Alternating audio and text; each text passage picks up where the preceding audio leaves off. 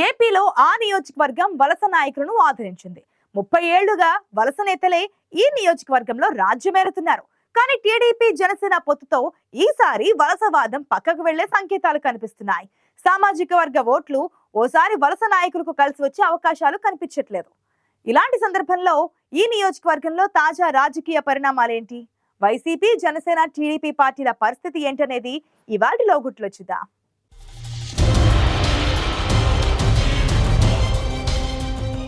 ఇదిగో ఇదే ఏపీ రాష్ట్ర రాజకీయాల్లో ప్రత్యేకమైన నియోజకవర్గం రామచంద్రాపురం. ఇక్కడ ఓటర్లు ఎన్నికల్లో విలక్షణమైన తీర్పు ఇచ్చి అసాధారణమైన వ్యక్తులను అందలమెక్కిస్తుంటారు. కాపు సెట్టిబలిజ సామాజిక వర్గ నాయకులు ఈ నియోజకవర్గాన్ని గత 30 ఏళ్లుగా పాలిస్తున్నారు. ఏ నాయకుడు ఎన్నికల బరిలో నిలిచినా గెలుపు ఓటమిని నిర్ణయించేది స్కెడ్యూల్ కులాల ఓటర్లే. స్వతంత్ర అభ్యర్థులను సైతం గెలిపించే ఈ నియోజకవర్గంలో వలస నాయకులు కూడా వచ్చి గెలిచి రాజ్యమేలుతుంటారు.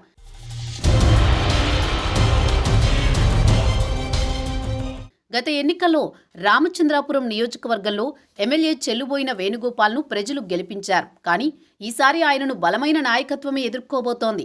టీడీపీ జనసేన పొత్తుతో రామచంద్రాపురం నియోజకవర్గంలో వైసీపీ చాలా శ్రమించాల్సి రావచ్చు. రామచంద్రాపురం ప్రజానీకం ఈసారి జనసేన తెలుగుదేశం కూటమి వైపు చూస్తున్నట్టు సంకేతాలు కనిపిస్తున్నాయి. కానీ ప్రస్తుత జనసేన తెలుగుదేశం ఇన్ఛార్జీలు ఊహించిన స్థాయిలో సమర్థవంతంగా ప్రతిపక్ష పాత్ర పోషించకపోవడం వైసీపీకి కలిసి వచ్చే అవకాశం ఉంది. సమర్థవంతమైన నాయకుడి కోసం ఎదురుచూస్తున్న తరుణంలో సామాజిక తత్వవేత్త, స్నేహశీలి, రామచంద్రాపురం నియోజకవర్గ ప్రజలకు సుపరిచితులు చిక్కాల దొరబాబు జనసేన తీర్థం పుచ్చుకోవడం జనసేనకు కలిసి వచ్చే అంశంగా కనిపిస్తోంది.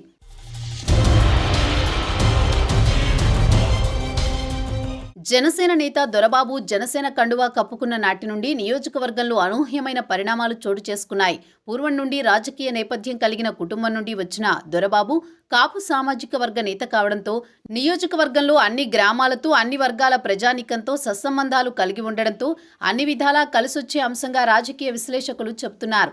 దానికి తోడు నిత్యం ప్రజలతో మమేకమై సమస్య పట్ల అంకిత భావంతో తనదైన శైలిలో సేవ చేసే దొరబాబుకు 2024 సార్వత్రిక ఎన్నికల్లో రామచంద్రాపురం జనసేన తెలుగుదేశం కూటమి టికెట్ ఇస్తే ఖచ్చితంగా విజయం సాధిస్తామని జనసేన నాయకులు ఆశాభావం వ్యక్తం చేస్తున్నారు.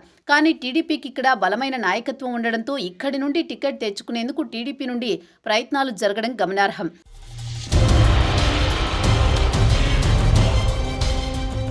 వలస నాయకులకు ఆధారంగా ఉన్న రామచంద్రాపురం నియోజకవర్గంలో ఈసారి టీడీపీ జనసేన కూటమికి కలిసి వచ్చే అవకాశం ఉంది.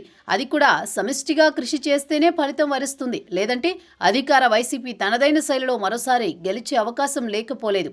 కాబట్టి తప్పిదాలకు తావు లేకుండా నిర్ణయాలు తీసుకుంటారా లేక బురిడి కొట్టిస్తారా అనేది ఎన్నికల ఫలితాలలో చూడాల్సి ఉంది.